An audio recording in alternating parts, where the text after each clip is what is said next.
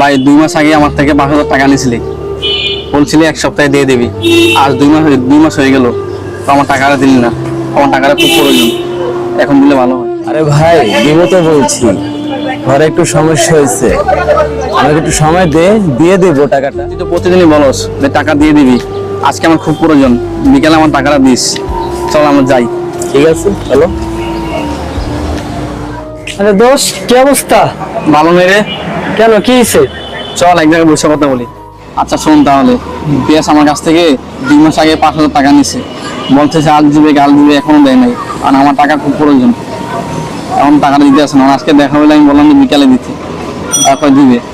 5 দিন তো ঘুরাইতে আছে, এইটাই আর কি জন্য আমার টাকা খুব প্রয়োজন ছিল, বুঝছস? আরে দোস্ত, তুই জানোস না পিয়াসের কথা? ও এরকম তো শুধু তোর কাছ থেকে না, অনেকের কাছ থেকে ও টাকা নেয়।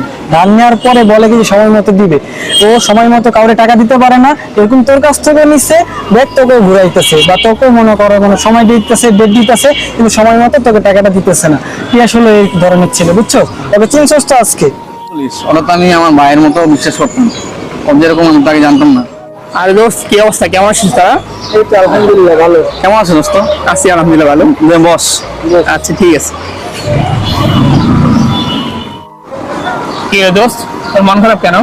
আরে বলিস না, ওই পিয়াস আছে না, ওর কাছ থেকে টাকা ধার নিচ্ছিল, বলছিল 1 সপ্তাহের ভিতরে দিয়ে দিবে। ঠিক আছে, এখন 2 মাস হয়ে যাচ্ছে, এখন টাকাটা দিচ্ছে না। ওর টাকাটা খুব প্রয়োজন, এই কারণে ও পিয়াসে বলতেছে, কিন্তু ওর পিয়াস এখন ওকে মানে ঘুরাইতেছে টাকাটা নিয়ে, বুঝছো? এই হলো ঘটনা, এই কারণে ও মন খারাপ করে বসে আছে। আরে পিয়াস, কি অবস্থা দোস্ত? এই তো ভালো। এদিকে আয় দোস্ত, বস এখানে দোস্ত।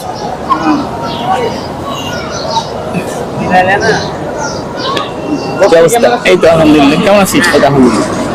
দোস্ত, তুই আজাদের থেকে টাকা নিচ্ছিস, টাকাটা দিস না কেন? আরে আমি তো একটু সমস্যা আছি, দিতে তো দেরি হচ্ছে।